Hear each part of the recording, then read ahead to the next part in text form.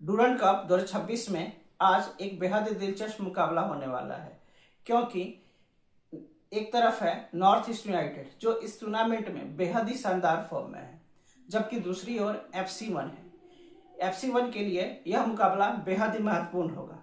अब सवाल यही है कि क्या FC1 नॉर्थ ईस्ट यूनाइटेड के अटैक को रोक पाएगी, क्योंकि नॉर्थ ईस्ट यूनाइटेड पिछले दोनों मैचों में ही बेहद शानदार खेली है। पहले मैच में बोडोलैंड FC को 6-0 से हराया था, जबकि दूसरे मैच में कार्बी एंगलोंग को 4-1 से हराया था। यानी दो मैचों में ही नॉर्थ ईस्ट यूनाइटेड ने 10 गोल ठोक दिए थे। अब नॉर्थ ईस्ट यूनाइटेड के सामने है FC1। तो FC1 के लिए सबसे बड़ा खतरा है अजरई।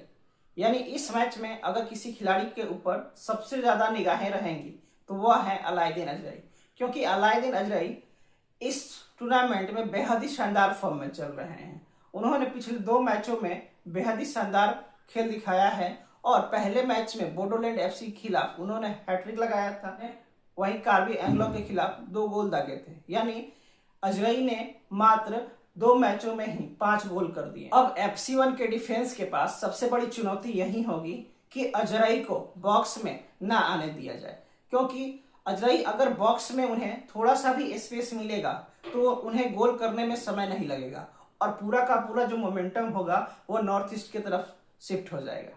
लेकिन नॉर्थ ईस्ट यूनाइटेड सिर्फ अजरई पर ही निर्भर नहीं है, यही उसकी सबसे बड़ी ताकत है। टीम के पास अटैक में बहुत सारे ऑप्शंस हैं। पिछले मैच में मार्कर्टन ने शानदार गोल करके दिखाया कि वो भी स्कोरिंग थ्रेड हो सकते हैं।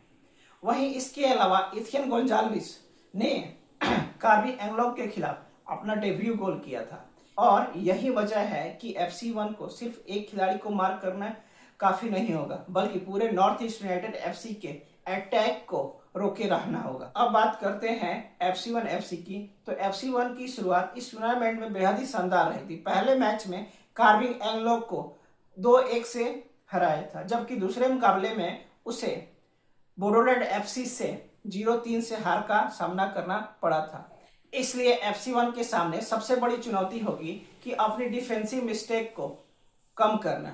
जो गलती बोडोलैंड FC के खिलाफ हुई थी वह नॉर्थ ईस्ट यूनाइटेड FC के खिलाफ दोहराई गई तो अजरई और बाकी अटैकिंग खिलाड़ी उन्हें बिल्कुल भी माफ नहीं करेंगे। अब बात करते हैं FC1 की विनिंग स्ट्रेटेजी की। तो मेरे हिसाब से FC1 को शुरुआत से ही अटैकिंग फुटबॉल खेलने की कोशिश नहीं करनी चाहिए। उन्हें अपने पहले डिफेंस को कॉम्पैक्ट रखने की कोशिश करनी चाहिए और नॉर्थ ईस्ट यूनाइटेड FC को ज्यादा स्पेस नहीं देना होगा। मिडफील्ड में लगातार प्रेशर बनाना होगा और जैसे ही स्पेस दिखाई दे उन्हें तेजी से काउंटर अटैक बनाना होगा, क्योंकि जब नॉर्थ ईस्ट यूनाइटेड के FC के प्लेयर अटैक पर होंगे तो उनके डिफेंस में स्पेस होगा और इस यही फायदा उठाकर FC1 को तेजी से काउंटर अटैक बनाने होंगे। अब बात करते हैं मैच के प्रेडिक्शंस की। तो इस मैच में हमारी प्रेडिक्शन है कि नॉर्थ ईस्ट यूनाइटेड FC 3-1 से FC1 को हराएगी। आपकी क्या प्रेडिक्शन है हमें कमेंट्स में करके बताइए और ऐसे ही फुटबॉल से जुड़े अपडेट्स देखने के लिए हमारे चैनल को सब्सक्राइब कर लीजिए। मिलते हैं हम लोग अगले वीडियो में। जय हिंद।